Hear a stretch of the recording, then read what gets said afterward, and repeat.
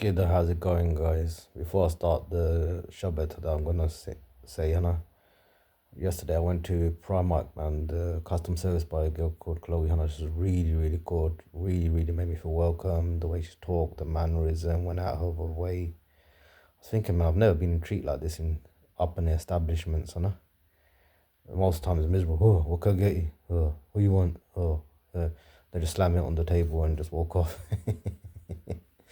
I mean, up in it, man. The Sikh establishments need to like customer service training. They need to get some manners. A lot of them, The the service is appalling some places, But anyway, to the topic now. The Shabbat is by Guru Arjan Dev Ji 1358 regarding sexual desire. So people might think, why is he always talking about sexual topics, sexual desires, and overcoming this and that? Because it's a big thing. And if you read Guru Granth Sahib Ji Maharaj, you realize that the Guru talks about it a hell of a lot. There's so many Shabbats. And when you've read Guru Granth Sahib and you read all the Shabbats, you realize that yes, sexual desire has a place within a marriage and contained within a marriage to make a family, kids. Without it, you wouldn't reproduce, But even if you contain it in a marriage, but even within the marriage, you both work at it to kind of overcome it with bhakti, and because it's a worldly pleasure, it's a part of Maya. Apart from when you're trying for a kid, once your honeymoon period's over and all the spark dies off, because every marriage's spark dies off, lasts about 2-3 years. Once it all dies off and starts fizzling, you need to reach the higher pleasures, not worldly petty pleasures. You want to try to the nod, you want to hear the nod, you want the dasam dwar. Guru Granth Sahib is full of all these spiritual pleasures which, make the sex feel like minuscule. It's nothing, like crap. And the Shabbat will say it as well. So we're going to talk about this Shabbat, So the Shabbat is by Guru Arjan Dev Ji Maharaj, Ang 1358. So Ang means limb, in other words, page. For those that know what Ang means. So I'm going to read the English translation. So it says, "O sexual desire, you lead the mortals to hell, you make them wander in reincarnation through countless species." So sexual desire it can make us commit crime, it can make us abuse people, it can make us cheat, it just makes us sleep outside of wedlock, all sorts of stuff. And these are heavy burdens on the soul. Because and the hell, it could be make you mentally feel not good, the guilt after, remorse.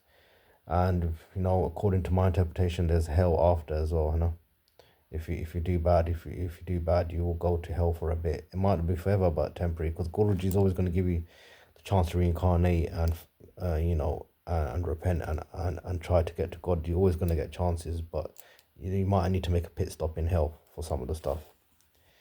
You cheat consciousness and pervade the free world. You destroy meditation, penance, and virtue. I know you could do a lot of bhakti for 2-3 weeks, 4 weeks. You're building up bhakti, and then you have an urge, and you give into the urge, and boom, your spirituality goes down, and your consciousness goes down. The Naam essence goes down, and it's all everywhere. Maharaj is cared. He's put this energy with all the other jar energies as Maya to keep you away from him, and our aim is to use the true Guru and to get closer to him. But you give only shallow pleasure, while you make the mortals weak and unsteady. You pervade the high and the low. So everyone's affected by lust. Girls, women as well, because some women think, nah, we're not that lustful, but definitely, Maharaj is saying it pervades everywhere and everyone, Some might suffer more at anger, some might suffer more at lust, some might be more greedy, some might have more ego. But lust is a big one, and that's why it's mentioned so much in Gurbani. Dunge Shabbat on the Gurbani, which about these topics. So it makes you weak. Like I said, semen retention. If anyone's tried that, you see how stronger you do feel, and your mind feels calmer and stuff like that. But semen retention will only last a short time unless you're doing the bhakti, because you can control with your mind for a bit, but end of the day, lust is so powerful, it will overcome you. I gave a technique the other day. When you're feeling the urge to masturbate or do something, just close your eyes, do Simran, and within 10 minutes of Simran, 15 to 10 minutes, it will go.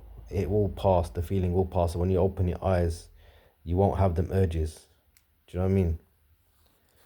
So your fear is dispelled in the Sad Sangha, the company of the Holy Onanik, through the protection and support of the Lord. That's what we just talked about, no? That Bhakti gives Shakti, Shakti opens and dasam dwar, Jivan Mukt, you merge with God and you're never gonna unmerge again, Hana. And that's the aim of the game. These little worldly pleasures, these, you know what I mean? Ilkiya is only elements. Everyone's made out of elements. It's just flesh. It's not a big deal.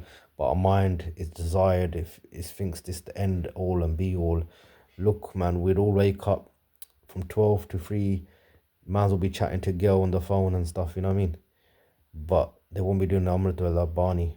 Yeah, look how people travel to Scotland from West Midlands to go and get a bit of lust. You know what I mean?